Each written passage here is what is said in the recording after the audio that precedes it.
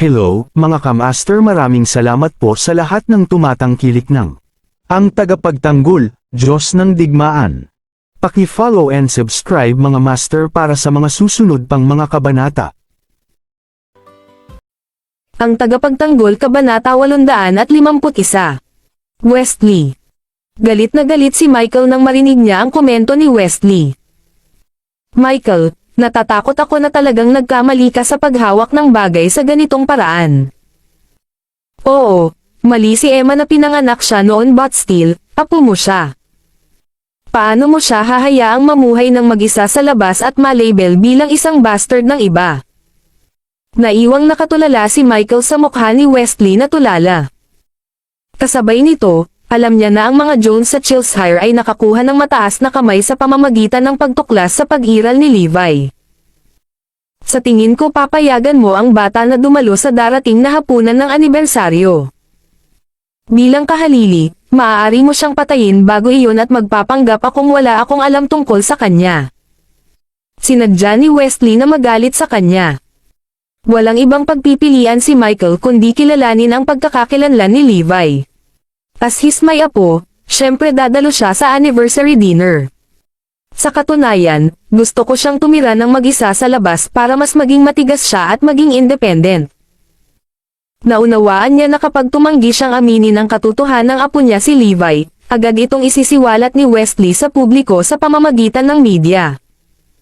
Sa oras na mangyari ito, ang kanyang pamilya ay magdurusa ng matinding kahihiyan. Mabuti, aasahan kong makita ang bata doon. Tinapos ni Wesley ang tawag sa telepono na nasiyahan. Bang! Basag! Kaagad pagkatapos ng tawag sa telepono, binasag ni Michael ang kanyang telepono sa sahig at naputol ito. Levi, oh Levi! Ang gulo mo! Sisirain mo ang pamilya ko! Galit na nagmura si Michael. Ang natitira sa kanyang pamilya ay nagalit nang malaman ang tungkol sa tawag sa telepono ni Wesley. Si Levi ay palaging isang ticking time bomb para sa aming pamilya. Ngayon, sisabog na siya anumang minuto at pabagsakin tayo kasama niya. I'm sure the other branches will take the chance to humiliate us at the anniversary dinner because of him. Kaya ba nating tiisin ang napakasamang sandali sa panahong iyon? Eksakto. Masisira ng tuluyan ang pamilya namin dahil lang sa kanya. Ngayon, kahit na ang Diyos ng Digmaan ay hindi makaligtas sa atin at baka bigyan niya tayo ng kaunting isip dahil sa iskandalo. Namumula sa galit ang mukha nilang lahat dahil agad na sumibol sa kanilang isipan ang labis na pagnanais na patayin si Levi. Naisip na nila kung ano ang magaganap sa anniversary dinner. Lahat ay sisirain ng bastard at ang Jones family sa Southampton ay gagawing katatawanan.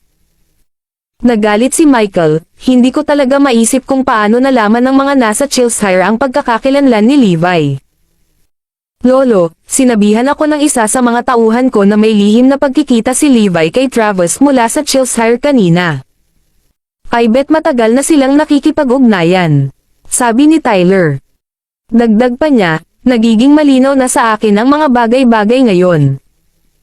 Sigurado akong nakipag-ugnayan si Levi sa mga nasa Cheshire para hingin ang kanilang tulong para makilala ng husto ang kanyang pagkakakilanlan bilang apo mo. Ang tuso niya. Ang bawat isa sa pamilya ay mukhang galit na galit dahil kay Levi. Sinabi ko sa inyong lahat na huwag maliitin si Levi bago pa ito. Sa ganitong paraan, hindi lamang siya makikilala ng maayos bilang tagapagmana ng aming pamilya. Ngunit masisiguro rin niyang maganda ang pakikitungo namin sa kanya sa halip na ay bully siya sa proteksyon ng mga taga-Cheshire. Napabuntong hininga si Michael sa galit matapos ituro iyon. Lolo, ano ang dapat nating gawin ngayon? Isang malalim na tupi ang lumitaw sa noo ni Wales. Ang tagapagtanggol Kabanata 852. Ano pa bang magagawa natin? Siyempre kailangan natin siyang ibalik. Kung hindi, gusto ba nating sabihin ng media sa lahat ng tao sa Erodia na may illegitimate apo ako? Malakas na sigaw ni Michael. Lolo, hindi namin siya pupuntahan at anyayahan siya pabalik dahil siya ay isang piraso ng crap na hindi katumbas ng halaga ng aming pagsisikap. Ipinahayag ni na Wales at Tyler ang kanilang pag-aatubili na ibalik si Levi. Hindi rin namin gagawin iyon. Ang natitirang bahagi ng pamilya ay tumanggi din na gawin ang gawain. Hayaan mo lang si Mia at ang kanyang pamilya na gawin iyon. Itinuro ng lahat ang kanilang mga daliri kay Mia at sa kanyang pamilya na may pinakamahinang salita sa pamilya. Mukhang maganda. Hindi nagtagal, naglakbay si Mia at ang kanyang pamilya sa South City para bisitahin si Levi. Levi, masaya ka na ba ngayon? Hinarap siya ng ama ni Mia na si Calvin Jones na may panunuya sa kanyang boses. Dahil kay Levi, iniiwasan sila ng iba pang pamilyang Jones sa Southampton. Lalong lumala ang mga bagay dahil ilalagay ni Levi sa kahihiyan ang buong pamilya. Bilang isa sa pamilyang Jones, galit ang tanging damdamin nila para kay Levi. Anong ibig mong sabihin? Nagtatakang tanong ni Levi sa kanya. Sinadya mong ibunyag ang iyong pagkakakilanlan sa mga nasa Cheshire para pilitin ang aking ama na kilalanin ka bilang kanyang apo, hindi ba? Lalong tumindi ang galit ni Calvin sa nalilitong pagmumukha ni Levi dahil inaakala niyang nagkukunwaring inosente si Levi. Dapat kang matuwa dahil matagumpay mong naabot ang iyong layunin ngayon. My father is willing to acknowledge you as his apo and he sent us here to tell you about that, galit na bulalas ni Calvin.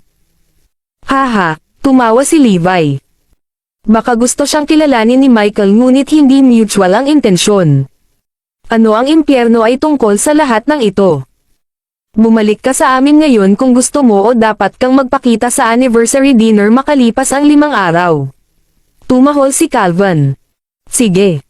Sabihin mo kay Michael pupunta ako. Nakangiting tugon ni Levi. Dadalo siya sa kaganapan bilang bastard ng pamilya pati na rin ang God of War. Haha, binigyan siya ni Calvin ng isang mapang-asar na tawa. Noong una, naisip niya na si Levi ay magkakaroon ng sapat na gulugad upang talikuran ang pagkakakilanlan bilang isa sa mga Jones at tumangging dumalo sa hapunan ng anibersaryo. Sa kanyang pagtataka, pumayag siyang pumunta doon ng ganoon kahanda. Dahil doon, labis siyang hinamak ni Calvin. Levi, huwag mong masyadong seryosohin ang sinabi ng tatay ko. Masyado lang siyang nagmamalasakit sa imahe ng pamilya pero hindi niya sinasaktan. Lumapit si Mia para aliwin si Levi. Hindi ako naabala nito.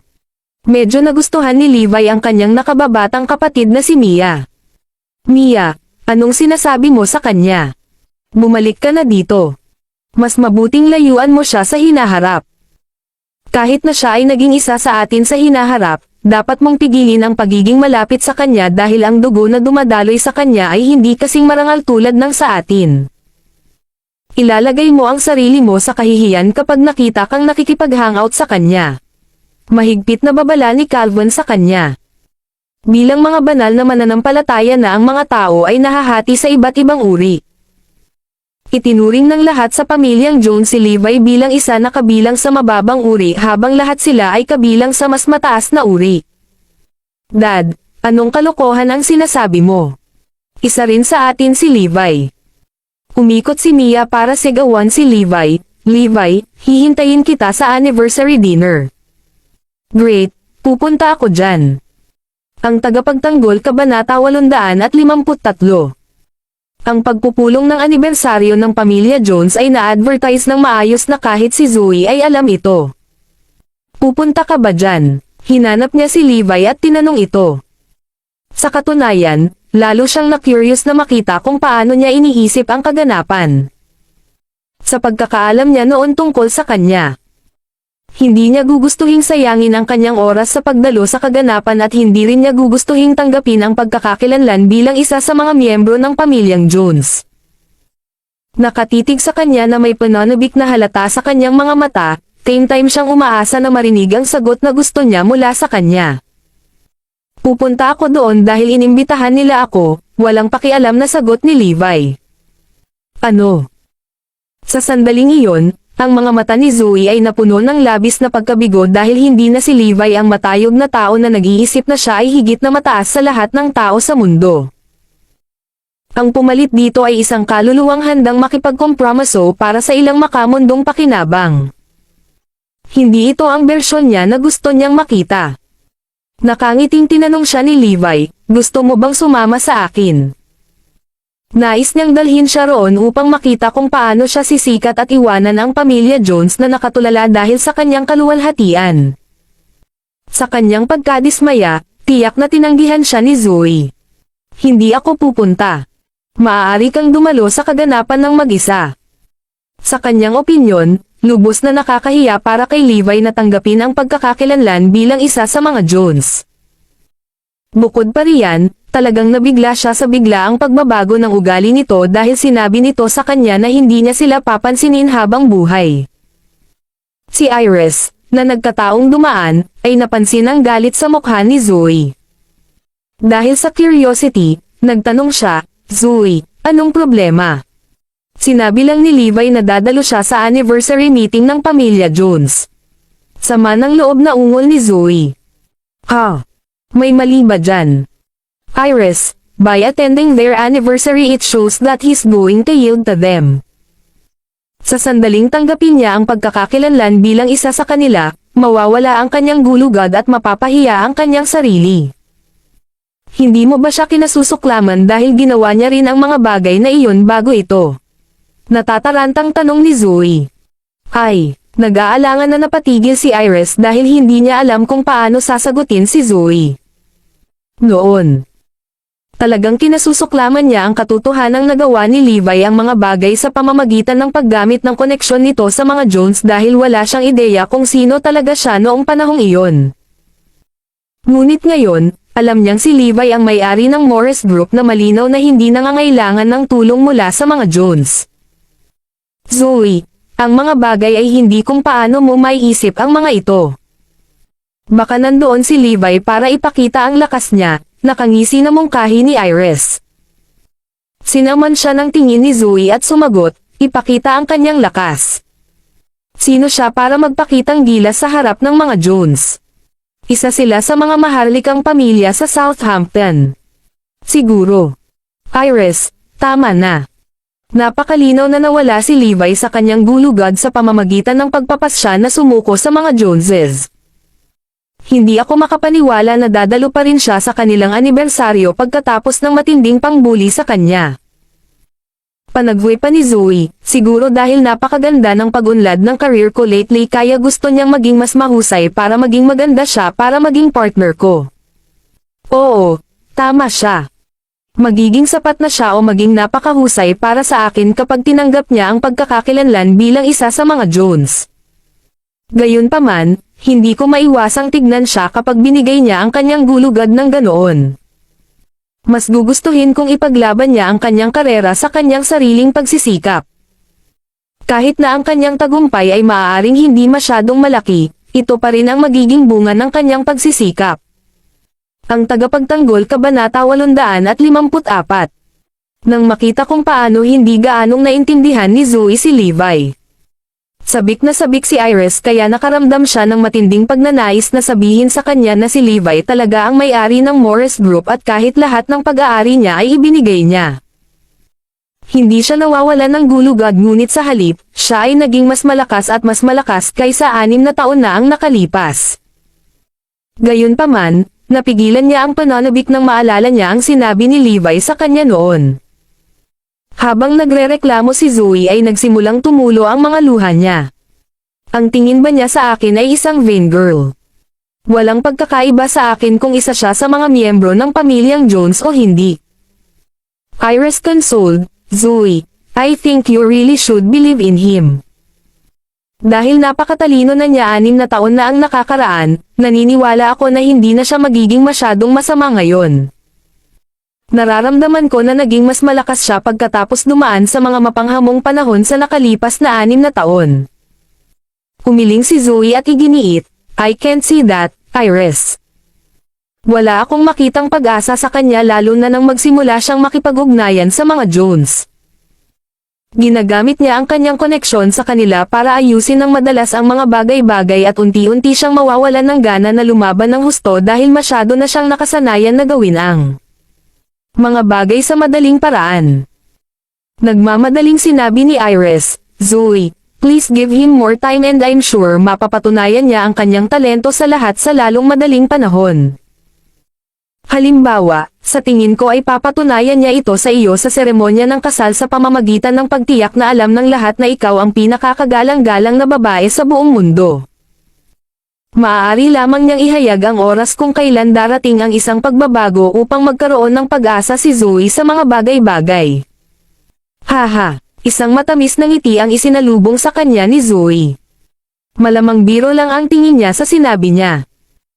Agad na iniba ni Zoe ang usapan nila sa pamamagitan ng pagtatanong kay Iris, nga pala, hindi mo pa sinasabi sa akin kung sino ang boss ng Morris Group.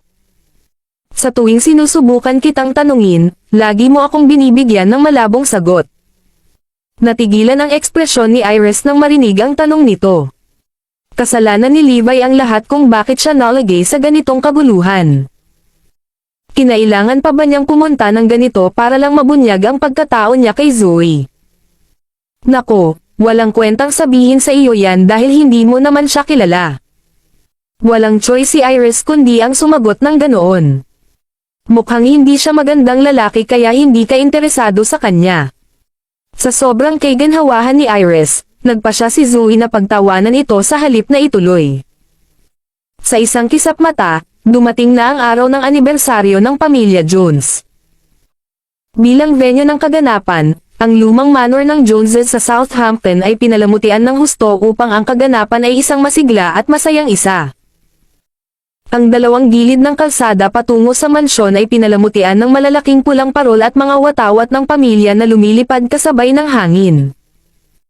Sa katunayan, sinabi na ang mga Jones ay nag-splur ng napakalaking halaga na 2 bilyon sa paghahanda ng kaganapan. Madaling makita kung gaano kaganda at kahanga-hanga ang kaganapan. Sa araw bago ang kaganapan, nagmaneho si Mia para sunduin si Levi sa Southampton. Hindi nagtagal, bumalik siya sa Edinburgh Manor kasama niya. Ang isang board kung saan nakasulat ang 2 malalaking salitang Holmes Family, ay nakakabit sa dingding sa itaas ng pangunahing pinto, binigyan nito ang lugar ng isang imperial at dominanteng or. Iyon ang manor na tinitirhan ng maharlikang pamilya. Isang malaking tropa ng mga security officer ang nakatayo sa labas ng manor sa isang linya upang mapanatili ang kaligtasan ng lugar. Levi, dito na please. Tinuro ni Mia ang daan sa loob. Gayunpaman, nang papasok na si Levi sa manor, isang boses ang dumating, hindi ganoon kadali ang pumasok sa Edinburgh Manor. Ang tagapagtanggol Kabanata 855. Ilang sandali matapos ang boses, lumabas sina Wallace, Calvin, Tyler at Wales. Sinamahan ng isang malaking entourage, lumitaw din si Michael na may hawak na tungkod na pinalamutian ng isang eskultura na hugis ulo ng dragon. Halos lahat ng direktang inapo ng pamilya ay naroon. Mukhang nakakatakot, tumayo sila sa harap ni Levi, na nakatitig sa kanila na may mahinang ngiti. Sandali lang. Levi, nakikita ko na matagal ka nang nagsisikap na makapunta rito. Gusto mo ba talaga ito? Panunuyan ni Wales. Sa wakas, natupad mo na ang iyong pangarap pagkatapos ng mahabang panahon. Binabati kita sa opisyal na pagiging isa sa atin. Sarkastikong sabi ni Tyler. Ipinagpalagay ng bawat isa sa kanila na nag-iisang nagplano si Levi laban kay Michael upang pilitin siyang kilalanin ang kanyang pagkakakilanlan. Ngunit, kailangan kong bigyan ka ng babala na hindi ganoon kadaling maging isa sa atin. Ungol bigla ni Michael. Tama iyan. Kailangan mong sumunod sa mga alituntunin ng ating pamilya kung gusto mong maging isa sa pamilya. Tumanggaw si Wallace. Oh. Ano ang mga patakaran? Natawa si Levi sa narinig. May 3 kondisyon na dapat mong tuparin bago ka maaprubahan na maging isa sa amin. Nilabas ni Michael ang 3 daliri niya habang nagpapaliwanag. Kwentuhan mo ako. Si Levi ay interesadong malaman ang tungkol sa mga patakaran. Una sa lahat, kailangan mong lumuhad sa harap ng mga tabletang pang-alaala ng ating mga ninuno gayon din ng mga nakatatanda sa pamilya. Pangalawa, kailangan mong magpalat ng apelyido. Sa hinaharap, Tatawagan mong Levi Joneses sa halip na Levi Garrison. Last but not least, dapat mong sanayin ang iyong sarili na maging resilient para maging matatag ka sa lahat ng pagsubok na darating sa hinaharap. Sa makatuwid, kailangan mong sampilan ng lahat ng direktang inapo ng pamilya. Mukhang malamig at hiwalay, idinagdag ni Michael, papayagan ka lamang na makapasok sa lugar at makikilala bilang apo ko pagkatapos matupad ang lahat ng tatlong kondisyon. Ano? Natarante si Mia nang marinig niya ang tungkol sa tatlong kondisyon. Hindi niya inaasahan na ang kanyang pamilya ay gagawa ng ganoong kabastusan na kahilingan na malinaw na naglalayong bigyan si Levi ng isang mahirap na oras. Ang pamilya ay may hindi bababa sa 2 hanggang 300 direktang inapo. Kung si Levi ang sasampalin ng bawat isa sa kanila, makakaligtas kaya siya pagkatapos niyang maranasan iyon. Isa pa, sobrang nakakahiya para sa kanya ang lumuhad sa mga nakatatanda sa pamilya sa harap ng napakaraming tao. Panghuli, ang paghingi sa kanya na palitan ang kanyang apelyido ay ang pinakamasamang kalagayan sa lahat. Lahat ng mga mata ay nasa Levi sa sandaling iyon. Ano sa tingin mo? Natatakot ka ba o masyadong hinihingi ang mga kondisyon para sa iyo? Kailangan mong maging malinaw na kailangan nating sundin ang mga alituntunin ng ating pamilya dahil tayo ay isang napakalaking at natatanging pamilya. Hindi lahat ng Tom, Dick at Harry ay matatanggap bilang isa sa atin. Kung gusto mong maging isa sa amin, kailangan mong sundin ang mga patakaran. Sabi ni Wallace pati na rin ang ilan sa mga Jones. Nang mapansin ang pag-aalinlangan ni Levi, nagalit si Michael, sagutin mo ako ngayon. Alinman, kumpletuhin mo ang 3 kondisyon o umalis ka na rito ngayon. Napagkasunduan noon pa na tatanggapin nila si Levi bilang isa sa kanila ngunit kailangan niyang dumaan sa ilang pagpapahirap bago iyon. Hindi nila siya papasukin ng napakadali. Ngumisi si Tyler, Levi, kailangan mong malaman na walang libre sa mundong ito. Kailangan mong kumpletuhin ang 3 kondisyon kung gusto mong maging isa sa amin. Hahaha, biglang nagpakawala ng tawanan si Levi. Ang tagapagtanggol Kabanata 856. Ang kanyang pagtawa ay nag-iwan sa bawat isa sa kanila na flummoxed. Anong tinatawanan niya? Parang kinukutya niya sila. Naguguluhan na tinanong siya ni Wallace, Lad, what are you laughing about? Biro ba sa iyo ang pamilya natin? Huwag mong isipin na malalampasan mo ito sa ibang paraan. Wala kang magagawa para maiwasang makumplito ang 3 kondisyon. Tinitigan ni Michael si Levi ng mahigpit. Oo, tama iyan. Wala kang ibang paraan palabas. Ngayon, gusto mo bang lumuhad ka muna o gusto mong masampal muna? Tanong ng isa sa mga Jones. Kailangan ko bang lumuhad sa bawat isa sa inyo dito? Sino ka sa tingin mo? Kailangan ko bang palitan ang apelyido ko? Sino ka sa tingin mo? Kailangan ba akong sampilan ng bawat isa sa inyo dito? Sino ka sa tingin mo? Binombo sila ni Levi ng 3 sunod-sunod na tanong at iniwan silang lahat na tulala. Ang mga salitang sino ka sa tingin mo ay paulit-ulit sa kanilang isipan. How dare you guys treat me this way? Hindi mo deserve ang alinman sa mga iyon. Humalaklak si Michael, we don't deserve any of that.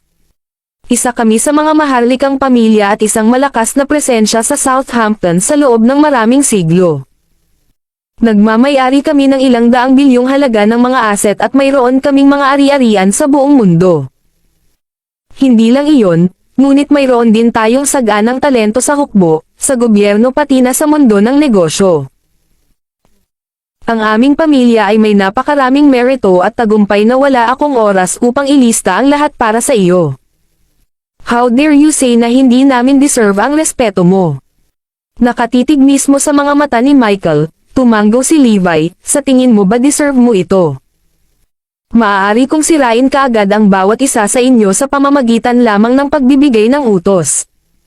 Naniniwala ka ba sa akin? Ang kanyang kahanga-hanga at mapangahas na paghaharap ay nagpadala sa bawat isa sa kanila sa matinding galit. Naghahanap ka ng gulo, hindi ba? Walang paraan para makatapak ka sa mansyon ngayon. Si Wallace pati na rin ang ilan sa mga Jones ay sumimangot. Kung gayon, ako, si Levi Garrison, ay gagawin iyon ngayong gabi at walang makakapigil sa akin na gawin iyon. Dahil doon, humakbang si Levi patungo sa main gate ng manor. Bawal kang pumasok doon. Agad na humakbang si Wales para harangan ang kanyang daraanan. Smack! Sinampal ni Levi ang mukha niya. How dare you? Smack! Nasample din si Tyler. Napatulala ang lahat sa sandaling iyon dahil wala ni isa sa kanila ang umaasa ng ganoong agresibo mula sa kanya. Kung sino man ang magtangkang pigilan siya ay sasampalin niya. Higit sa lahat, walang nangahas na gumanti dahil alam niyang physically trained siya. Levi, nawawalan ka na ng kontrol. Hinihikayat kita na gumawa ng isang hakbang pa ngayon. Smack! To no one's surprise, ang nagsabi niyan ay nasample din. Smack! Smack! Sina Wallace, Calvin pati na ang iba pa ay sinampal at pinalipad ni Levi matapos siyang pigilan. Dahil wala ni isa sa kanila ang nakapagpigil sa kanya, nakatingin lang sila sa daan patungo sa main door ng manor. Sa sandaling ilang pulgada na lang ang layo niya sa gate, biglang sumigaw si Michael, "Tigilan mo siya ngayon." Ang mga opisyal ng seguridad na nakatayo sa labas ng manor ay pinalibutan si Levi sa isang iglap sa pagtatangkang kontrolin siya. Gayunpaman, saglit lang ang itinagal ni Levi upang maalis ang mga ito habang sila ay itinaboy niya. Nakadapa sa lupa, lahat sila ay dumaing sa sakit. Sa kabila ng pagiging napakalaking pamilya na may napakaraming miyembro ng pamilya, walang nakapidyo sa kanya. Sa oras na iyon, umikot si Levi at binaril ang lahat ng mapanlit na tingin. "You Joneses are such a disappointment," komento niya na may kasamang smirk. Ang tagapagtanggol Kabanata 857. Smack! Lumagpas sa gate si Levi at saka naglakad patungo sa manor. Ang kanyang matatag na takbo ay nagmukhang hindi mapigilan na parang isang banal na figure na kagagaling lang sa mortal na mundo. Kasabay nito, itinuring niya ang tatlong kondisyong inilatag ni Michael na parang wala. Para sa mga Joneses, isang malaking kahihiyan ang pagpapahintulot kay Levi na makatapak sa lugar. Habang pinagmamasdan ang likod ni Levi, umiwas ng tingin si Mia dahil tila kumikinang ang kanyang katawan sa isang malakas na aura sa mga oras na iyon. Mag-isa lang, nagawa niyang pigilan ang lahat ng miyembro ng pamilyang Jones sa paglalagay ng daliri sa kanya. Iyon ay napakakol at dominanti. Ang panunuya na ginawa niya tungkol sa pamilya ngayon ay labis na nasaktan sa kanilang lahat na parang isang punyal na sinaksak sa kanilang mga puso. Isang komento lang mula sa kanya ay sapat na upang magsiklab ng matinding galit sa kaibuturan nila.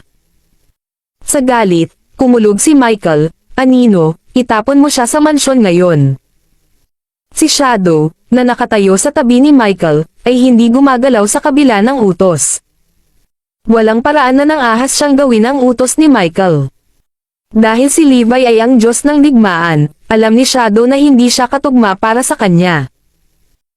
Pinagpawisan siya nang maisip niya ang araw na nalaman ni Levi na palihim niyang sinusubaybayan si Ezra. Bukod doon, alam din niyang maaari siyang patayin ni Levi na kasing dali ng pagpatay ng langgam. Sa makatuwid, hindi siya naging pipi para salakayin siya. "Hoy! Ano pa ang hinihintay mo? Sige at tanggalin mo siya ngayon na." Nag-aalalang sigaw ni Michael nang mapansin niyang hindi gumagalaw si Shadow gaya ng sinabi. "Guro, ako." Ibinaba ni Shadow ang kanyang ulo upang itago ang kanyang takot. "Ano ang sinusubukan mong gawin, Shadow? Sinusuway mo ba ang utos ko o natatakot ka kay Levi?" Hinarap siya ni Michael. Ang tanong niya ay agad na Sa pagkakataong iyon, lumagpas na sa gate si Levi at papasok na sana sa loob ng mansyon. Sumagot si Shadow, "Guro, sa palagay ko ay hindi natin dapat masyadong ipag-abala ito dahil magiging masama ito sa atin sa napakaraming tao sa paligid." Hindi napigilan ni Michael na magpakawala ng pagkadismaya. "Lolo, hayaan mo na lang muna siya. Kung talagang itatapon natin siya, siguradong tatawanan tayo ng mga taga-Chilshire pati na ang ibang branch dahil dyan. Sa palagay ko ay dapat muna nating tiisin ito pansamantala at haharapin na lamang natin siya pagkatapos ng gabing ito." Mungkahi ni Tyler. Mukhang iyon lang ang paraan kung ganoon. Sa huli, nagpa siya ang mga Jones na gumawa ng kompromiso sa pamamagitan ng pagpayag kay Levi. Wala nang binanggit muli ang tatlong kondisyon dahil kung sino man ang gumawa niyan ay magiging katatawanan. Para makasigurado na maging maayos ang event, wala silang choice kundi tretuhin ng maayos si Levi. Pagkatapos kumain, nilapitan siya ni Michael at binalaan, "Huwag mong ipagpalagay na isa ka sa amin dahil lang iniimbitahan kang pumunta rito. Bagamat kinikilala kita bilang isa sa mga miyembro ng aking pamilya sa labas, hindi ko tunay na intensyon na gawin iyon dahil sa palagay ko ay hindi ka sapat para maging apo ko. Ikaw ay isang bastard tulad ng iyong ina. Walang sino man sa amin ang aamin na may kaugnayan sa iyo sa anumang paraan." Pinanangkitan siya ni Levi at tinanong, "Ano ang sinabi mo? Sabihin mo ulit. Ikaw ay isang bastard tulad ng iyong ina." Ang tagapagtanggol Kabanata 858. Pagkatapos magsalita ni Michael, naging tense ang atmosphere. Napabuntong hininga ang lahat sa pag-aabang sa susunod na mangyayari. Si Mia at ang iba pang mga Jones ay nakatingin kay Michael na hindi makapaniwala. Sobra na si Michael. Gaya ng inaasahan, galit na pinandilatan ni Levi si Michael, na may mga laser na nagmumula sa kanyang mga mata. Sa sandaling iyon, nararamdaman ng lahat ang nakamamatay na aura na kanyang ibinubuga. Isang lamig ang damaloy sa kanilang mga gulugad. Nakakatakot makita itong side ni Levi. Gayunpaman, hindi lamang ang mga taong ito ang nakapansin sa pagbabago ng mood. Kinilabutan si Michael. Ang kanyang mga pupil ay nagsikip, at ang kanyang Adam's apple ay umiikot habang siya ay lumulunok ng kinakabahan, nakaramdam ng paghinga. Masyado siyang nakakatakot. Si Levi ay tila isang mabangis na hayop sa paglaya, at ang kanyang titig lamang ay maaaring pumatay. Habang ang mga mata ni Levi ay nakatitig sa kanya, si Michael ay natatakpan ng pawis, at siya ay parang masusuka. Pumalakpak. Hindi na makayanan, bumigay ang kanyang mga tuhod. Bumagsak siya sa lupa. Natakot ang pandidilat at itinulak si Michael sa gilid. Baliw ang lalaking ito. Paumanhin, utos ni Levi. Nagulat ang lahat sa sinabi niya. Sino ang nakakaalam na ang isang bastard na bata ay hindi lamang magkakaroon ng lakas ng loob na tumuntong sa Jones residence habang ang lahat ay nandoon kundi humingi din ng tawad kay Michael. Siya ay pagiging katawa-tawa. Kabalintunaan, nagawa ni Levi na banta ang buong pamilya ng Jones bago pa man ihayag ang kanyang pagkakakilanlan. Para sa kanya, ang mga Jones ay hindi gaanong mahalaga tulad ng mga langgam. "Ayoko," ngumisi si Michael kay Levi. "Walang paraan na hihingi ako ng tawad sa isang bastard na tulad mo." Mas gugustuhin pang mamatay ni Michael. "Haha. Michael, tinawag mong bastos ang sarili mong apo. Dapat kang humingi ng tawad sa iyong pagkakamali ngayon," panunumbat ng isang boses ng damaloy ang grupo ng mga tao sa venue. Nagmula ito kay Wesley, ang pinuno ng mga Jones sa Chilshire.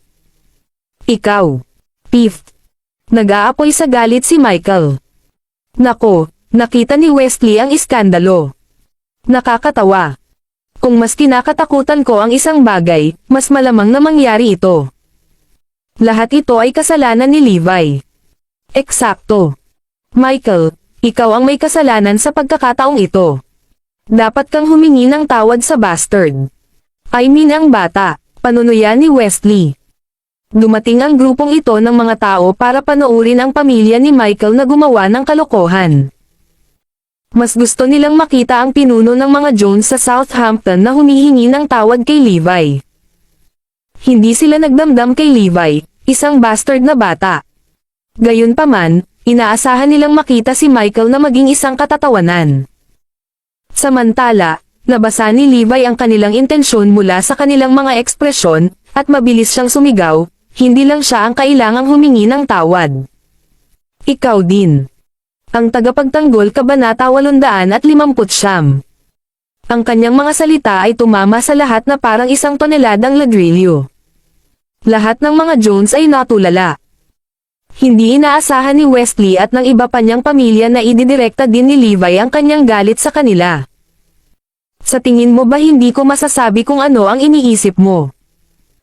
Sa iyong mga mata, ako ay walang iba kundi isang bastos na bata, katulad ng isang mabangis na hayop na pinalaki sa ligaw, si Levi nguso. Kay Wesley, hindi akalain nakakausapin siya ng isang junior ng ganito kabastos. Hindi iyon mali. Ni hindi mo alam kung sino ang iyong ama. Hindi ka ba isang anak sa labas, kung gayon? Talagang interesado lang kaming masaksihan si Michael na humihingi ng tawad sa isang bastard na bata. Nainsulto si Michael, ngunit wala siyang magawa. Lahat ng ito ay dahil sa aking illegitimate apo. Nagsimulang tumawa si Wesley at ang iba pa niyang pamilya. Sa kabaligtaran, ang mga Joneses mula sa Southampton ay ibinaba ang kanilang mga ulo sa kahihiyan. Nakakahiya, ngunit wala silang magagawa tungkol dito. Kasalanan ni Levi ang lahat. Kung wala siya, ang mga Joneses mula sa Southampton ay magiging superior at kakilakilabot. Anuman, mayroon kaming suporta ng Diyos ng digmaan, kaya ang mga taong ito ay hindi nagbabanta sa amin. Sa kabilang banda, hindi nakatiis si Levi na binansagan bilang isang bastadong bata. Kahit na siya ay walang pakialam at walang interes sa kanyang mga magulang, sila pa rin ang nagsilang sa kanya at nagdala sa kanya sa mundong ito. Iyon ay isa pa ring sagradong aksyon na dapat parangalan. Ang mga taong ito ay iniinsulto ang kanyang pag-iral at sinisiraan ang pagkilos na iyon. Nararapat silang mamatay. Dahan-daang tumayo si Levi at ibinaling ang nakamamatay na tingin kay Wesley at sa ilan pa. Anong gusto mo? Nauuto sila, natakot at nagbanta sa kanya. Parang gusto niya kaming patayin. Nararamdaman nila ang init mula sa nakamamatay na titig ni Levi, at parang mamamatay sila sa susunod na sandali. Please, Levi. No, pinigilan siya ni Mia, na nasa harapan nila. Natatakot siya na may masamang mangyari kapag nagpatuloy ang sitwasyon. Agad niyang hinayla si Levi palabas. Phew! Nakahinga ng maluwag si Levi nang lumabas siya. Halos bumalik ako sa aking walang pusong pag-iisip kanina, na para bang bumalik ako sa larangan ng digmaan. Kung hindi ako pinigilan ni Mia sa oras, napatay ko ang lahat ng naroon. Hindi mahalaga. Haharapin ko sila sa anniversary meeting bukas. Pagkaalis ni Levi, ngumisi si Wesley at nanunuya, Michael, ngayon naiintindihan ko na ang posisyon mo. Kung may ganito akong bastos na apo, walang paraan sa impyerno na kikilalanan ko rin siya. Paano posible na ang isang bata na pinalaki sa lansangan ay may ugnay sa ating superior bloodline? Eksakto. Nais pa niyang kumilos ng matuwid at putulin ang ugnayan sa atin. Paano makakabuo ng ganoong apo ang iyong pamilya sa Southampton? Nagnanga ang mga ngipin ni Michael at naikuyom ang kanyang mga kamao habang pinapahiya siya ng mga ito. Gusto niyang patayin si Levi doon at pagkatapos. Ang tagapagtanggol Kabanata 860. Kung babalik siya sa Jones residence, kahihiyan lang ang aidudulot niya sa aming pamilya. Tsaka sa unsophisticated na ina niya, papasamahin lang kami.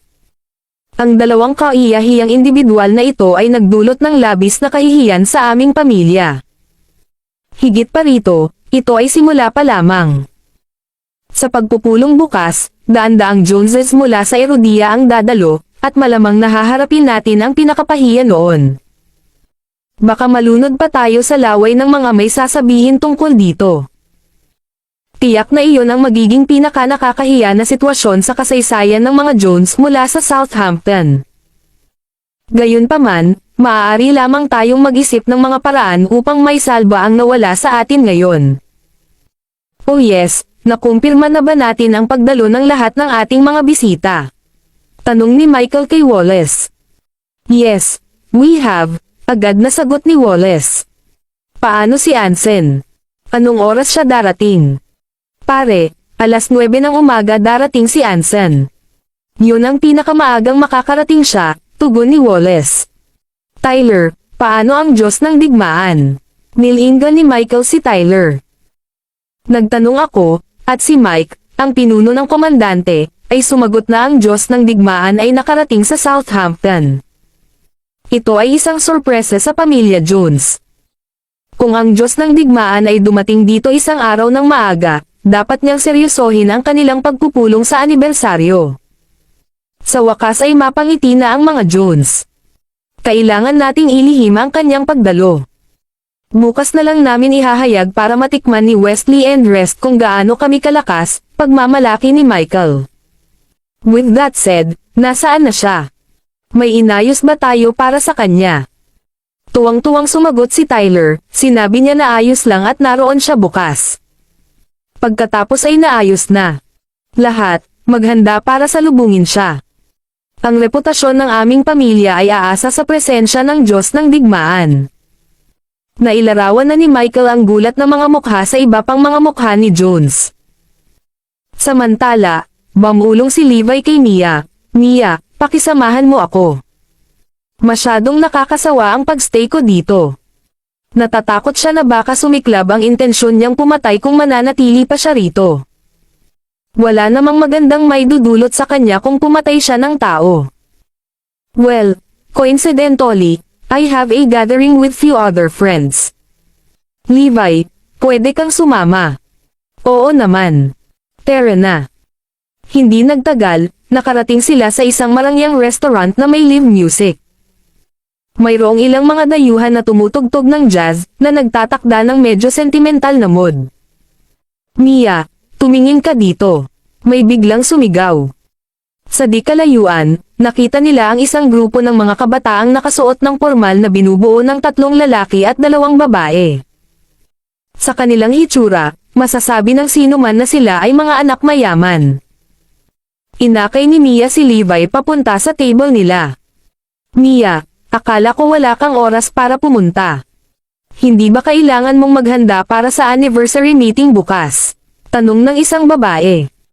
Kasabay nito, inis kanya si Levi mula ulo hanggang paa bago nagtanong, sino siya? Ngumiti si Mia at sumagot, hayaan mong ipakilala ko ang lahat sa kapatid kong pinsan, si Levi. Agad na tumawa ang isa sa mga lalaki. Ikaw ba ang Rumord Bastard Child ng Southampton? Ang tagapagtanggol Kabanata 861. Aba. Napabuntong hininga ang grupo matapos marinig iyon, at napatingin silang lahat sa nagsalita, si Kyle. Bakit lahat kayo nakatingin sa akin? Kumalat ang chismis na iyon sa buong Southampton. Sinabi nila na si Levi ay isang bastos na bata na mayroon lamang isang ina, habang ang pagkakakilanlan ng kanyang ama ay nananatiling hindi kilala. Binansagan pa nga nila siya bilang kahihiyan ng pamilyang Jones, diretsong pahayag ni Kyle. Boom! Malapit nang sumabog ang utak ni Mia. Naisip niya na ang pag-alis sa Jones residence ay may mabuting maidudulot kay Levi, ngunit sino ang nakakaalam na makakatagpo sila ng isang taong tumatawag din sa kanya bilang isang bastard child. Tinawag mo ba akong bastadong bata? Mahinahong tanong ni Levi. Oo, ginawa ko. Anong masama dun? Ngumisi si Kyle. Alam niyang mababa ang tingin ng mga Jones kay Levi at hindi makapaghintay na maalis siya. Dahil dito, hindi niya kailangang matakot na angkinan ito. At saka, kung tinuruan niya ng leksyon si Levi, malamang na magpasalamat ang mga Jones sa kanya. Naglakas loob akong ulitin mo ito. Malamig na hamon ni Levi. May bakas ng galit sa kanyang mga mata. Bastos kang bata na may ina lang at walang ama. Masaya. Mayabang na tumingin si Kyle kay Levi, puno ng amusement ang titig nito. Maging ang mga kaibigan niya sa paligid niya ay hindi kinaya. Kyle, sumobra ka na. Kung tutusin, kapatid siya ni Mia, hindi napigil ang sambat ng isa sa mga babae na si Zinnia. Mayabang na tumawa si Kyle. Well, hindi lang naman ako ang nagpapakalat nito. Sa Southampton, sino ang hindi nakakaalam na si Levi ay isang illegitimate child? Panipi. Sampal. Katatapos lang ng pangungusap ni Kyle nang bigyan siya ni Levi ng isang mahigpit na sampal sa kanyang mukha. Fifth. Dahil sa impact ay umubo ng dugo si Kyle, kasama ang isang dosina ng kanyang mga ngipin. Hindi ka panipaniwala. Walang inaasahan na gagawin iyon ni Levi. Isang sampal lang ang kinailangan niya para malaglag ang ilang ngipin ni Kyle. Ikaw, galit na sigaw ni Kyle nang makalipas ang ilang segundo ay bumalik ang kanyang katinoan. How dare you hit me? Kulang ng ilang ngipin, naging malabo ang kanyang pananalita. Gulat na napatingin siya kay Levi. Hindi lang ikaw ang tatamaan ko. Ang sino mang magbanggit nito o magmura sa akin, hahampasin ko ang bawat isa sa kanila hanggang sa tumahimik ang lahat. Bagamat ayos ang tunog ni Levi, madarama ng isa ang nangingibabaw na presensyang ipinalabas niya. Napailing si Kyle sa takot. Aking mga ngipin. Bulalas niya at nabaliw matapos makita ang mga sirang ngipin niyang nagkalat sa sahig. Tingnan mo. Maghihiganti ako sa iyo ngayon. Siya ay sumigaw. Alam na ang relasyon sa pagitan ni Levi at ng mga Jones ay hindi ang pinakamahusay, hindi siya natatakot na tanungin ng mga Jones. Kinailangan niyang makaganti kay Levi dahil sa pagtanggal ng kanyang mga ngipin. Kung matapang ka, maghihintay ka hanggang sa dalhin ko rito ang mga tauhan ko. Banta ni Kyle. Bagaman sinubukan siya ng iba na kumbansihin kung hindi man, wala itong silbi. Mia, I think kailangan mo nang umalis. Kung ipatawag ni Kyle ang mga subordinate niya, magkakaproblema ang kapatid mo. Pagmamakaawa ni Zinnia. Huwag kang mag-alala, hihintayin ko siya, putol ni Levi. Parurusahan ko ang lahat ng tumatawag sa akin na bastos na bata, at gagawin ko ito hanggang sa wala nang maglakas loob na magsalita tungkol dito. Malamig siyang umupo. Ang tagapagtanggol Kabanata 862. Natigilan si Zinnia at ang isa pang babae. Napaka-assertive niya. Wala pa silang nakitang kasing bossy niya. Levi, alis na tayo. Hindi na kailangang magalit sa mga ganyang tao. Nag-aalala si Mia para kay Levi. Mia, wala kang dapat ikabahala. Kung hindi ko man lang kayanin ang isang brat na tulad niya, hindi ako tumutupad sa pangalan ko. Nagkibit balikat si Levi at nagsalin pa ng isang baso ng alak. Mukha siyang hindi naapektuhan, na para bang walang pakialam sa kanya ang sitwasyon. Ang mga mata ni Zinnia at Alice ay kumikinang sa paghanga habang nakatingin sa kanya. Si Levi ay kaakit-akit at kaakit-akit. Dahil malamang na hindi papasok ang mga Jones para tulungan siya, inaasahan ni Zinnia at Alice na panoorin siyang makitungo kay Kyle. Hindi nagtagal ay dinala ni Kyle ang isang malaking grupo ng kanyang mga nasasakupan, na sumugod upang palibutan si Levi. Dumudugo pa rin ang gilajad ni Kyle at pumipintig sa sakit. Inanunsyo niya, bagay talaga kayo. Hindi ako makapaniwala na nandito ka pa. Well, dahil nabalian mo ang aking ngipin, kailangan mong magbayad. Gusto ko ring itumba lahat ng ngipin mo. Pagkatapos, bubunutin ko ang lahat ng iyong mga kuko sa iyong mga kamay at paa hanggang sa magmakaawa ka. Sa galit, tumingin siya kay Levi. Pagkatapos, nagmura siya, ikaw ay madungis na bata. Boom! Basag. Sa sumunod na sandali, kinuha ni Levi ang bote ng alak at binasag ito sa ulo ni Kyle. Bumulwak ang dugo, at halos himatayan si Kyle. Sa parehong panahon, isa pang pagtitipon ang nagaganap sa ikalawang palapag. Lahat sila ay mukhang kakaiba. Ang ilan ay may mga benda sa kanilang mga binti, at ang ilan ay may mga benda sa kanilang mga braso. Sila ang Prince Gang mula sa Southampton at ang kanilang pinuno, si Jeren Gould. Naaga ng atensyon nila ang kalabog ng bote ng alak. Oh! Tingnan mo kung anong nangyayari, utos ni Jeren. Napatingin ang lahat sa kaguluhan. Si Kyle ang nagsisikap na turuan ang isang tao ng leksyon, may nagulat.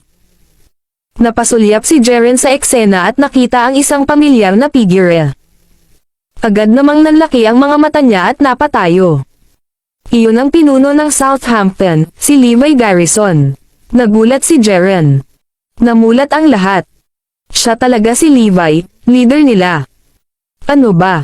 Naglalaro ng apoy si Kyle. Lahat ay galit na tumayo at sumugod sa kanila. Matapos matamaan ng bote, hindi makapaniwala at galit na tumingin si Kyle kay Levi. Dapat kang mamatay. Kayong lahat, gusto kong patayin ninyo siya. Sasagutin ko ang lahat ng kahihinatnan. Siya screech tulad ng isang halimaw, galit na galit. Ang tagapagtanggol Kabanata 863. Basag. Lumapit ang isa pang lalaki at binasag ang isa pang bote ng alak sa ulo ni Kyle. Tumalsik ang dugo sa lahat ng dako, at may mga bubog na nagkalat sa sahig. Palibhasa'y malupit na inatake sa parehong lugar, si Kyle ay naging disoriented. Galit siyang lumingon at nagtanong, sino ang nanakit sa akin? Ako, malamig na sagot ng lalaki sa likuran niya. Mr. Goal. Saktong sisabog na siya, nakita ni Kyle ang isang pamilyar na mukha na ikinatakot niya. Hindi ba siya si Jeren, ang pinuno ng Prinsipe Gang? Ginoo. Manghuli. Mr. Queen. Nagpatuloy si Kyle sa pagtawag sa mga taong naruroon. Naisip niya na 40 tao mula sa Prince Gang ang naroon, at sila ang pinakamakapangyarihang miyembro. Nabibilang din sila sa alinman sa quasi-royal clans o royal family. Lahat kayo, narito, nauutol na sambit ni Kyle sa gulat. Bagamat mula rin siya sa mayamang pamilya, hindi niya kayang lampasan ang mga mula sa Prince Gang. Kadalasan, tatalikod ang isa para magtago kung nakita nila sila. Gayunpaman, nakilala niya sila ngayon. Anong mali? Hindi ba pwedeng dito tayo? Malamig na tanong ni Jackson. Siyempre hindi. Kaya mo, nagmamadaling sagot ni Kyle. Pinagpawisan siya ng malamig at napakamanhid na hindi na niya naramdaman ang sakit. Gayunpaman, hindi niya naintindihan kung bakit lalapitan siya ng Prince Gang, lalo na't hindi siya nag-abala na basagin ang isang bote sa kanyang ulo. Ano ang sinusubukan mong gawin? Tanong ni Jeren. Ngumisi si Kyle.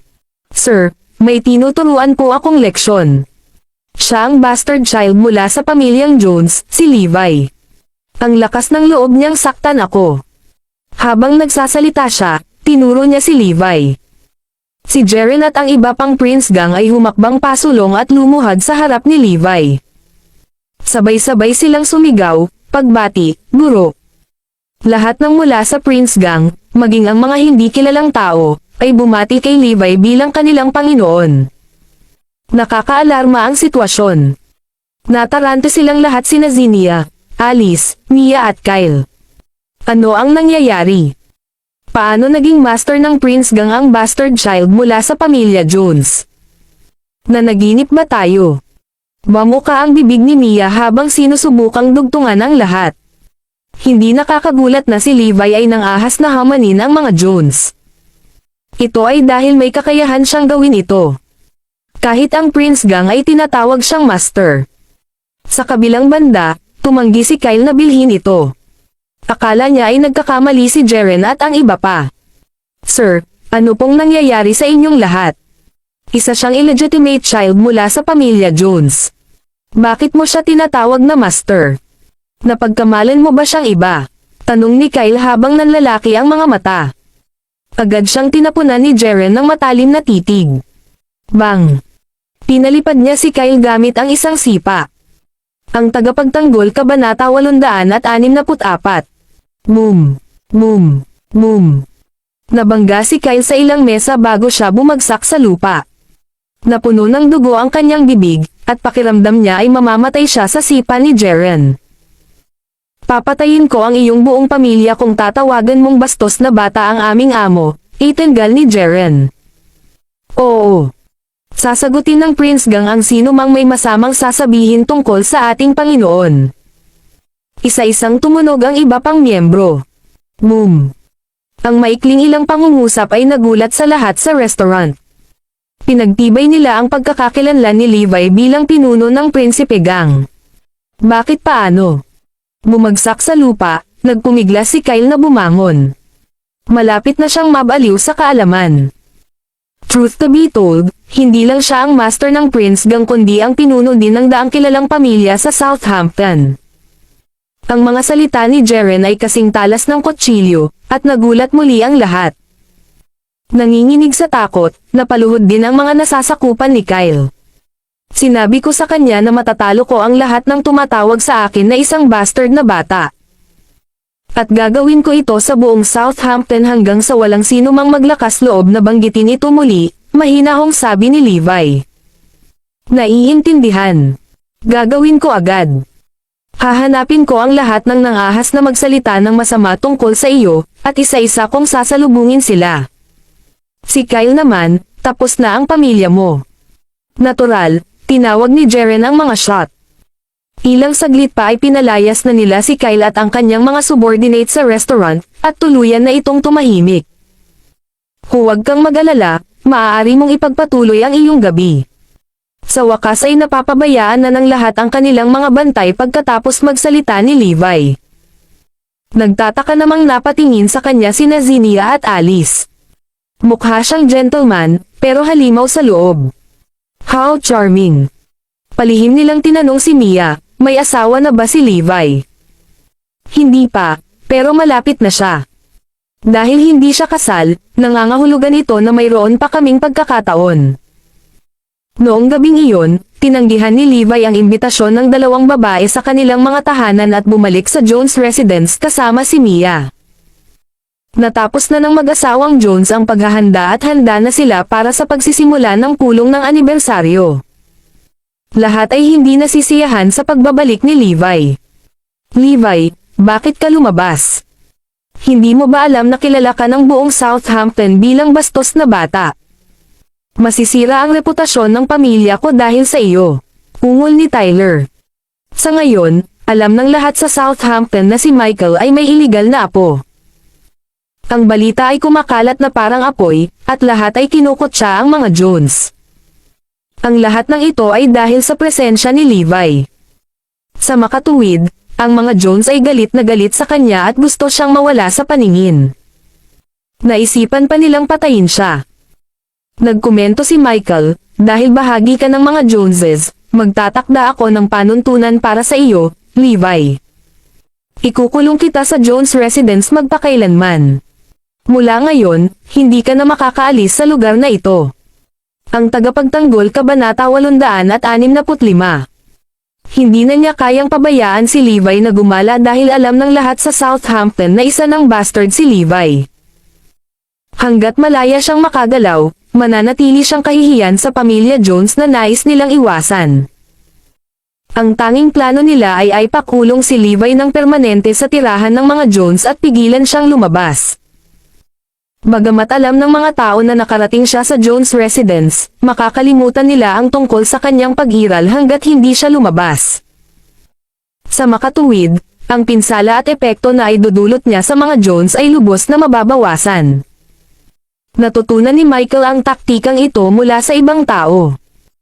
Ang ina ni Levi, si Emma Jones, ay permanenteng nakakulong at hindi pinayagang umalis sa lugar na iyon. Hanggang ngayon, halos 30 taon nila siyang ikinulong. Siya ay nakakulong mula noong araw na ipinanganak si Levi. Bago ito, tiyak na mag-aalala si Mia para sa kanya. Hindi na. Nalaman niya ang tungkol sa pagkakakilanlan ni Levi nang kinilala siya ng kilalang pamilyang Gold bilang kanilang Panginoon. Alam niyang walang kapangyarihan ang mga Jones laban sa kanya. Kung magkakaroon man ng conflict, siguradong hindi siya sa talo. Sa katunayan, umaasa siyang matuturuan ni Levi ng leksyon ang pamilyang Jones. Tumawa si Levi. Nakakagalaw ako kahit saan na sumisikat ang araw at umaagos ang ilog. Walang makakapidyo sa akin. At saka, walang kulungan na makakapidyo sa akin. Maghintay lang at tingnan kung mapapanatili ka naming nakakulong. Tinanggihan ni Michael ang mga buwas ni Levi. Gusto niyang maghintay hanggang matapos ang anniversary meeting para pahirapan siya ng maayos. May ibang ideya si Michael. Kung mabaygaw siyang ay pakulong si Levi, kukunin niya kay Anson na ibalik ang bastard sa militar para sanayin. Sa ganoong paraan, makakabuti ito para sa reputasyon ng mga Jones at alisin din si Levi na nanggugulo. Kung alam ito ng 10,000 mandirigma ng Iron Brigade, tatawa sila hanggang sa mahulog sila. Ang magkaroon ng isang deserter na ibalik ang Diyos ng digmaan sa kampo upang sanayin ay magiging isang kakilakilabot na biro. Kinagabihan, tinawagan ni Levi si Zoe. Gayunpaman, galit pa rin siya at binabaan siya ng tawag. Bakit ganyan ang ugali ni Zoe? Mabilis na napagtanto ni Levi ang dahilan. Dapat niyang isipin na nakipagkompromiso ako sa pamilya Jones para sa kapakanan ng pagdalo sa pulong ng anibersaryo. Zoe, nagkakamali ka. Hindi ko kailangang umasa sa mga Jones. Sa aking utos, ang daang kilalang pamilya sa Southampton ay yuyuko sa aking paanan. Ngumiti ng pilit si Levi.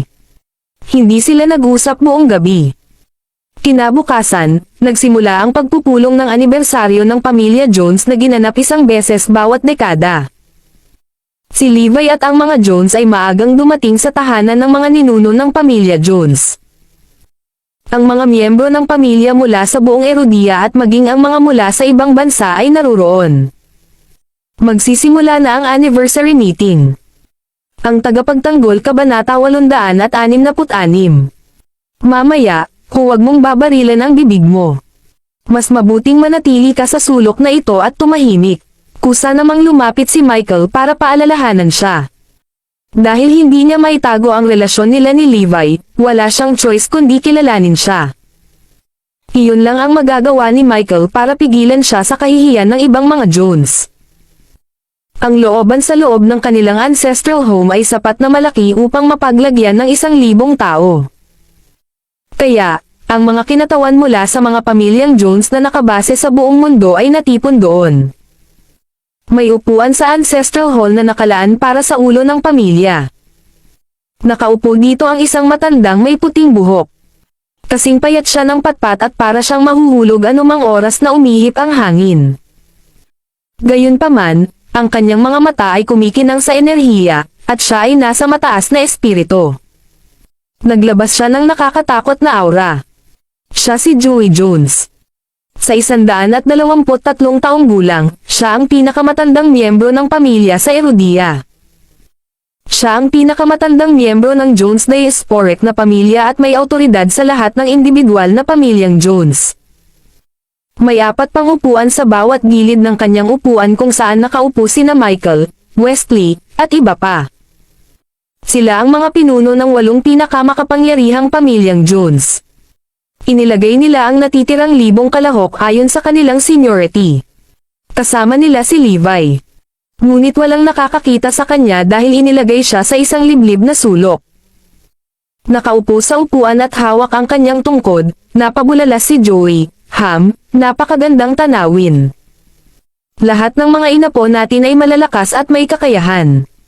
Sa loob ng Erudia, kakaunti ang mas malakas kaysa sa pamilya Jones mismo. Mahusay ang ginawa ni na Michael at Wesley. Sa loob ng 10 taon, itinaas nila ang kanilang mga pamilya mula sa mala royal na mga angkan tungo sa mga maharlikang pamilya. May 8 iba pang kilalang pamilya na itinaas sa mala royal na clan status. Ako ay humanga. Salamat sa mga papuri mo, Ama. Hangad namin ang iyong mahaba at masaganang buhay. Gayon din, hangad namin ang walang hanggang kaluwalhatian sa mga pamilyang Jones Diasporic. Parehong tumayo sina Michael at Wesley para batiin ang lahat. Sabay-sabay na sinabi ng mga tao, inaasahan namin ang iyong mahaba at masaganang buhay. Gayon din, hangad namin ang walang hanggang kaluwalhatian sa mga pamilyang Jones Diasporic. Nakangiting sagot ni Joey, sa susunod, bakit hindi mo sabihin sa amin isa-isa kung ano ang narating mo sa nakalipas na 10 taon? Ang mga nagawa ni na Michael at Wesley ay isang liga na higit sa lahat. Hindi napigilan ni Joey na purihin sila. Gayunpaman, ipinaliwanag ni Wesley na may pagbibitiw, Joey, ang pamilyang Cheshire Jones ay may ilang pinagsisisihan. Narating na natin ang rurok ng mundo ng negosyo, ngunit walang sino man sa ating pamilya ang nakagawa ng mabuti sa gobyerno o hukbo. Ang aking anak, si Franklin, ay hindi nagpakita na siya ay katangi tangi dahil siya ay isang ordinaryong pinuno ng gobyerno. Samantalang ang apo kong si Aiden ay koronel lamang sa hukbo na walang dapat ipagsigawan. Tulad ng para sa aking kapatid na lalaki, si Xavier Jones, siya ay isang pangalawang tier na pinuno lamang sa Cheshire ngunit mapopromote sa isang pinuno sa unang antas sa susunod na taon. Napasinghap ang lahat sa pagkamangha sa kung gaano kalakas ang pamilya Jones ng sangay ng Cheshire. Napakahanga sa kanila na magkaroon ng mga maimpluwensyang miyembro sa negosyo, gobyerno, at hukbo. Sa kabila ng kanyang mapagpakumbabang tono, sinisikap ni Wesley na malampasan si Michael. Naunawaan niya na sa timog, ang kanyang pamilya at si Michael ay pantay na tugma. Sa mga tuntunin ng gobyerno at hukbo, tiyak na mas mahusay ang kanyang pamilya kaysa sa pamilyang Jones ng Southampton. Ang tagapagtanggol Kabanata 867. Kahanga-hanga. Nabuhay ka hanggang sa reputasyon ng pagiging isang Jones. Ipinagmamalaki ka ng aming mga ninuno. Pumalakpak si Joey sa tuwa. Ibinaling niya ang atensyon kay Michael dahil ito na ngayon ang huli na ipakita ang mga nagawa ng kanyang pamilya. Sinulyapan ni Michael si Wesley bago nagpresenta. Ang Southampton Joneses ay hindi kasing puri ng Cheshire. Wala kaming kakaibang miyembro. Ang tanging dapat banggitin ay ang aking ikapitong anak, si Anson. Naputol agad si Wesley, oh. Narinig ko na si Anson ay isang alibughang anak, hanggang sa pinilit mo siyang sumama sa hukbo. So, kumusta na siya ngayon? Masama ang ugali ni Anson noon at siya ang alibughang anak na narinig mo, ngunit tumuwid siya pagkatapos sumapi sa hukbo. Ngayon, isa siya sa malalapit na subordinate ng God of War bilang Brigadier General sa Iron Brigade. Siya ay isang nakakatakot na mandirigma at ang kanang kamay ng Diyos ng digmaan, paliwanag ni Michael na may kagalakan. Isang Brigadier General sa Iron Brigade. Halos lumuwa ang mga mata ni Wesley sa hindi makapaniwala. Kung totoo ang sinabi ni Michael, mapatla ang mga nagawa ng kanyang pamilya kung ikukumpara. Nang marinig ng karamihan ang sinabi ni Michael, lahat sila ay napabuntong hininga sa pagkamangha. Iyan ay talagang kahanga-hanga. Bilang bahagi ng personal na tropa ng God of War, mas mataas ang kanyang katayuan kaysa sa mga ordinaryong general. Pagkatapos ng lahat, ito ay ang Diyos ng digmaan ang pinag-uusapan natin dito. Hahaha. Sa pagkakataong iyon, may biglang tumawa. Ang taong iyon ay si Levi. Si Anson ay isang walang kwentang palaboy. Mula nang siya ay sumali sa hukbo, hindi niya nakita ang kanyang sarili bilang isang sundalo. Ang ginawa lang niya ay nagpalipas ng oras sa pagkain at pag-inom. Sa huli, iniwan niya ang hukbo at banihag ng kaaway. Halos ilabas din niya ang mga sikreto ng hukbo. Paano naging isa ang lalaking ito sa Iron Brigade's King of War gaya ng inaangkin ni Michael? Walang mga wimp sa Iron Brigade, pabayaan ang isang deserter tulad ni Anson. Kahit na ang isang miyembro ng Iron Brigade ay nahaharap sa 10,000 lalaki lamang, mas gugustuhin niyang sugurin ang kaaway at mamatay sa ninggas ng kaluwalhatian. Habang tahimik ang lahat, ang tawa ni Levi ay lalong nakakaasar, dahilan para mabaling ang atensyon nila sa kanya. Galit na galit si Michael. Nandito ba siya para manggulo? Hindi ba siya magpapahinga hanggang sa mamatay tayong lahat? Samantala, natuwa si Wesley nang makita si Levi. Gayunpaman, pinanatili niya ang kanyang mahigpit na ekspresyon. Paano nga ba matatawa ang isang tao sa ganoong solemn na sandali? Ito ay talagang bastos. Nirerespeto mo ba ang mga patakaran ng pamilya Jones? Sino ito? Lumabas ka kaagad. Tama, sinong nangahas na maging bastos? Maging si Joey ay nagalit. Lolo, ito ay sariling apo ni Michael, si Levi Garrison, sagot ng isang tao mula sa karamihan. Nagkagulo ang mga tao. Puno ng pangamba ang mga mata ni Michael. Ang tagapagtanggol Kabanata 868. Levi Garrison. Lumabas ka dito. Galit na utos ni Joey habang pinaghahampas ang kanyang mga tauhan sa lupa. Bilang taong may pinakamataas na awtoridad sa loob ng mga Joneses, galit na galit siyang makita ang gayong salungatan sa panahon ng isang solemn na kaganapang tulad nito. Ang mga junior na miyembro ng pamilya Jones ay dapat palaging magalang. Sa sandaling iyon, ibinaling ng lahat ang tingin kay Levi habang ang mga miyembro ng pamilyang Southampton Jones ay nakayuko sa kahihiyan. Ang oras para mapahiya ay nagsimula na.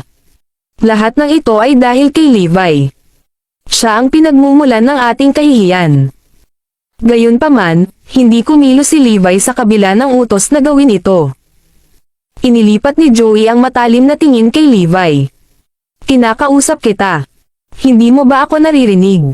Lumalim ang boses ni Joey. Gayunpaman, hindi siya pinansin ni Levi dahil hindi niya kinikilala na kamag-anak siya sa pamilyang Jones.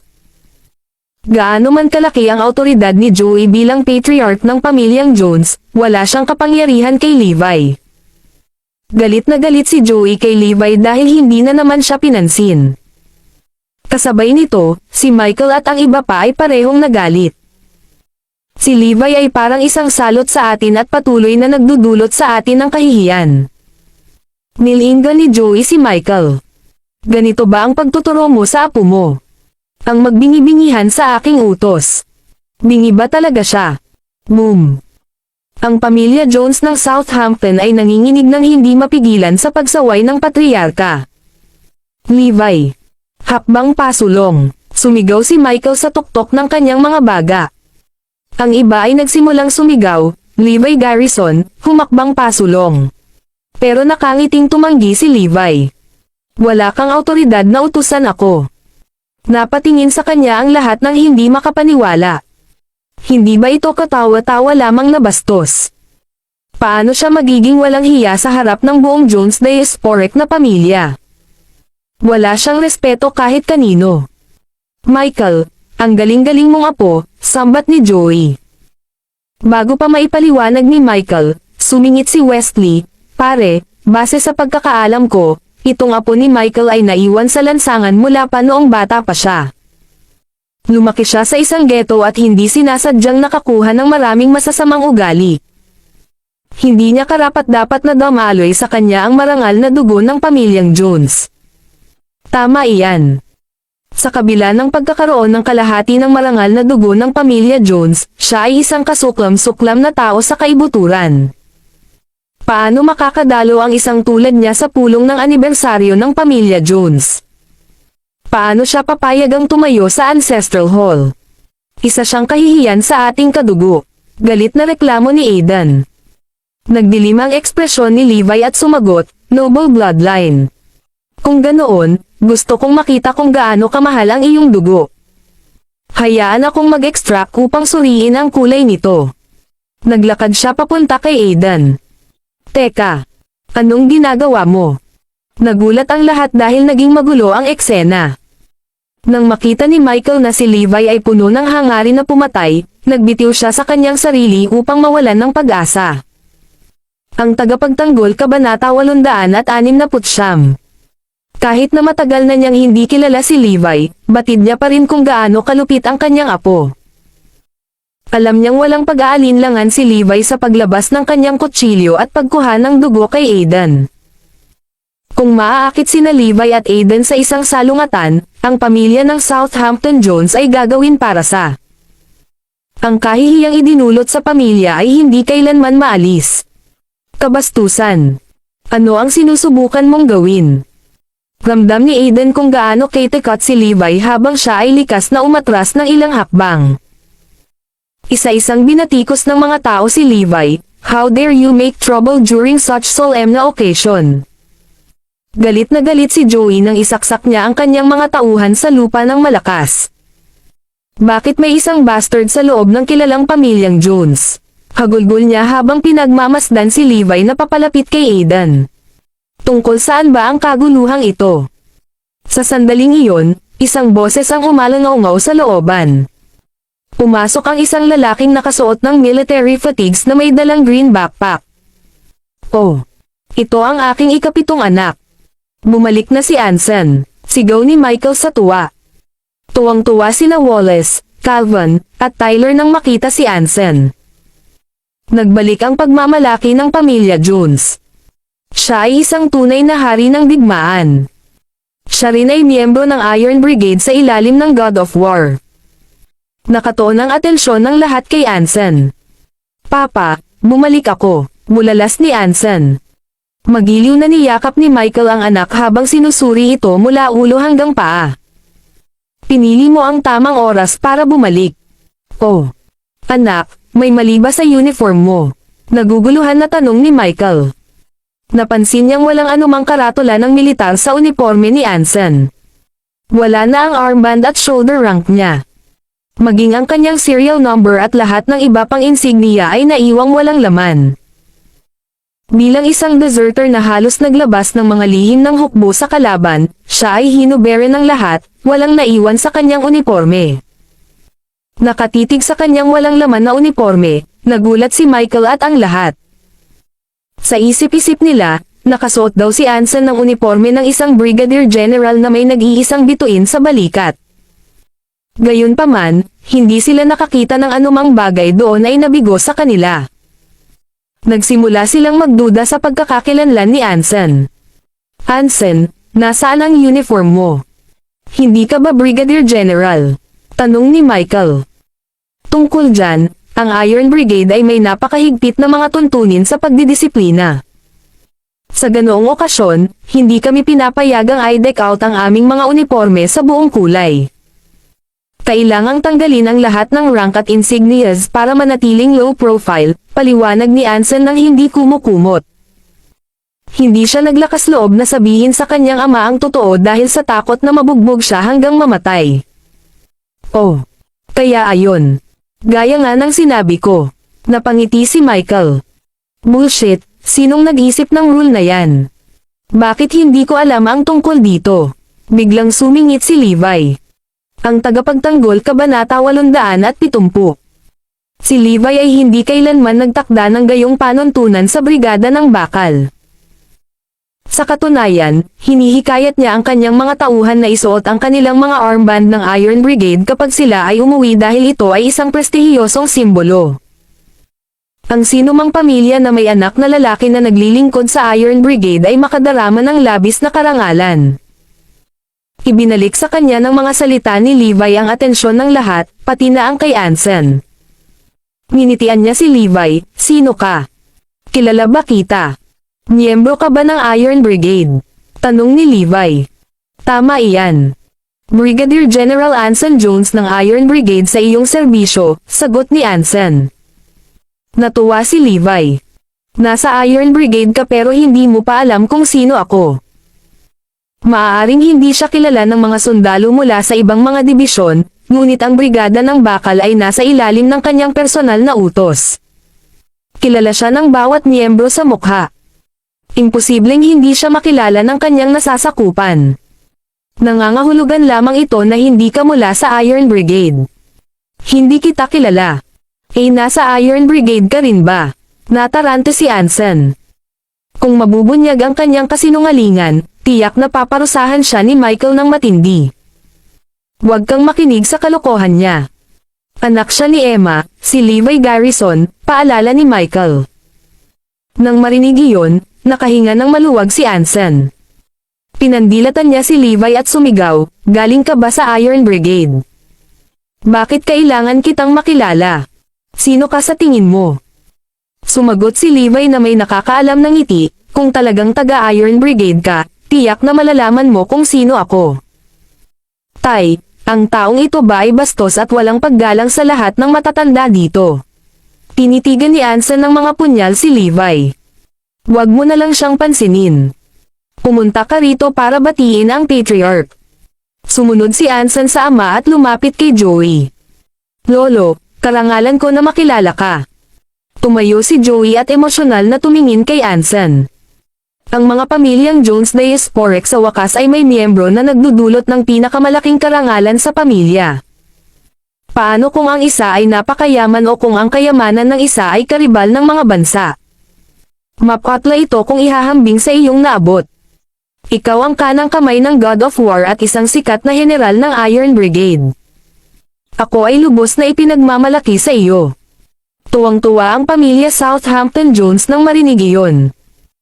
Ang kilalanin ng Grandmaster sa harap ng mga pamilyang Jones Diasporic ay itinuturing na pinakamataas na karangalan at inggit ng ibang mga pamilya. Dahil dito, nagdilim ang mukha ni Wesley. Halika, bigyan mo ng upuan si Anson, utos ni Joey. Maliban sa pinuno ng mga kilalang pamilyang Jones, walang sino man ang pinayagang maupo sa harapan. Sa pag-anyaya kay Anson na maupo, ipinakita ni Joey kung gaano niya pinahahalagahan ang tagumpay ni Anson. Inayos ni Michael ang dalawang upuan na dadalhin. Isa para kay Anson habang ang isa ay para sa isang panauhin ng pinakamataas na karangalan, ang Diyos ng digmaan mismo. Nang makita ni Levi ang bakanteng upuan, nakangiti siyang nagkomento, mukhang alam ng pamilya Jones kung ano ang makakabuti para sa kanila sa pamamagitan ng pagreserba ng upuan para sa akin. Pagkasabi pa lang niya ay umupo na siya sa upuan niya. Abangan ang mga susunod pang mga kabanata. Please comment, like, and share, mga ka-master, para updated ka sa aking mga susunod pang mga videos.